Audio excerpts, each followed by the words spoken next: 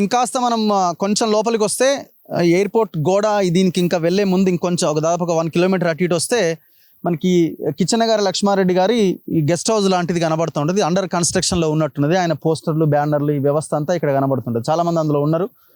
అప్పుడప్పుడు కూడా ఆయన వస్తుంటాడు. యాక్చువల్గా ఏంటంటే ఈ టోటల్ వెంచర్లో ఈయన Lakshmareddy and Kichenagari Lakshmareddy and vertex Varma, VVR Varma ఇద్దరు కలిసి దీన్ని తీసుకున్నారు. కాకపోతే ఇద్దరి మధ్య ఏదో దగ్గర మధ్యలో గొడవలు వచ్చినాయి. ఒక 5 ఎకరాలకు సంబంధించిన దాంట్లో ఇంత అంత అని ఏదో దగ్గర గొడవ అయిన తర్వాత ఈయన కిచెనగారి లక్ష్మణుడు అక్కడి నుంచి వెళ్ళిపోయిండు. ఆ వివాదం ఇంకా వీళ్ళది నడుస్తూనే ఉన్నది. కానీ మొత్తం వెంచరు ఈ దళితుల దగ్గర నుంచి భూములు తీసుకున్నది, ఈ కథా వ్యవహారం అంతా ఇద్దరు కలిసి చేసారు. కాకపోతే ఈయన లక్ష్మారెడ్డి ఏం చెప్తున్నాడంటే, నేను అమెరికాలో ఉన్న ఆ సమయంలో, అమెరికాలో ఉన్నప్పుడు వీడు మొత్తం లంగపని చేసిండు, దాని తర్వాత నేను ఇది తప్పు అని చెప్పినా అని అంటాడు. కానీ వాళ్ళ రైతులే మనకి ప్రత్యక్షంగా మనతో మాట్లాడిరు. వాళ్ళు రైతులు ఏమన్నారు, లేదు ఇద్దరు కలిసి చేసిరు, మేము 2020 నుంచి వీళ్ళతో కొట్లాడుతూనే ఉన్నాము, అన్యాయం చేసిరు, రోడ్డు కోసం వాడుకుంటామని ఒక 5 లక్షల రూపాయలు ఇస్తే దాన్ని ఏకంగా పట్టా కింద వాళ్ళే భూములు తీసుకున్నారని వాళ్ళు మాట్లాడారు. సో ఇది ఆయన కేఎల్ఆర్కి సంబంధించిన గెస్ట్ హౌస్. ఇది ఇందులోనే ఉంది.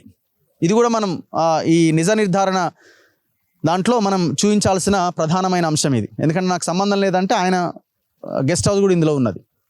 ఇప్పుడు మనం నేరుగా ఎయిర్పోర్ట్ గోడని టచ్ చేసే ప్రయత్నం చేద్దాం. ముందుకెళ్తే ఇంకా అది ఎయిర్పోర్ట్ గోడ వస్తుంది. పదండి. సో చూసారు కదా దాదాపు ఎంత దూరం మనం వచ్చినామో. దాదాపుగా మీరు బండి ఆడ స్టార్ట్ చేస్తే చాలా సమయం పడుతుంది ఆ 2 కిలోమీటర్ల దూరం ప్రయాణం చేయడానికి. అంటే అంత పెద్ద రోడ్డు మనకు ఆ స్ట్రెచ్ కనబడుతుంది చాలా క్లియర్గా. చూసిన వాళ్ళకి ఇదంతా వాళ్ళదేనా అని అంటున్నారు, మీరే అంటున్నారు. సో ఇప్పుడు మనం నిలబడ్డ ప్లేస్ కూడా ఈ వెంచర్లో భాగమే అని వాళ్ళు చెప్తున్నారు. ఈ పక్కన ఎయిర్పోర్ట్ గోడ, ఇదంతా కూడా ఎయిర్పోర్ట్ గోడ. ఫ్లైట్స్ అన్నీ కూడా మనకు ఇప్పుడు రావట్లే కానీ అవన్నీ కూడా టేక్ ఆఫ్ అవుతాయి గోడ అవతలనే. జస్ట్ ఈ వెంచర్కి ఇది రోడ్డు.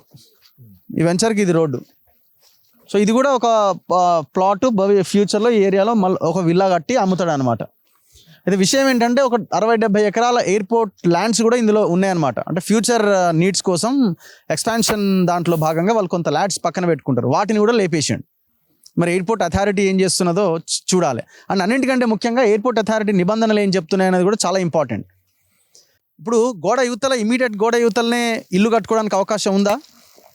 అది చాలా చాలా ఇంపార్టెంట్. ఎందుకంటే ఈ మధ్య జరిగిన ప్రమాదాలు, ఎయిర్ ఇండియా ప్రమాదం, ఇవన్నీ చూసిన తర్వాత అసలు ఎయిర్పోర్ట్ అథారిటీ గైడ్ లైన్స్ ఏమున్నాయి అన్నది చర్చకు వస్తున్నది.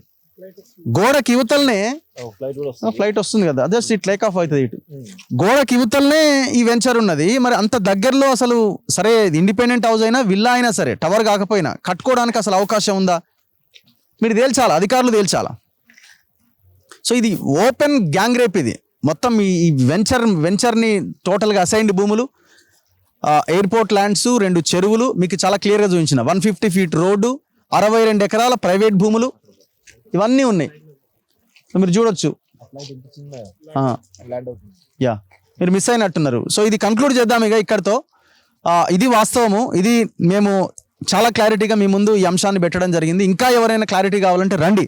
మాంకాల్ విలేజ్, శ్రీశైలం ఎయిర్పోర్ట్, మనం పివి ఎక్స్ప్రెస్ హైవే దిగగానే ఎయిర్పోర్ట్కి వెళ్ళే దారిలో మనం అట్లా స్ట్రేట్ వస్తే శ్రీశైలం రోడ్కి ఈ వెంచర్ ఉంటుంది.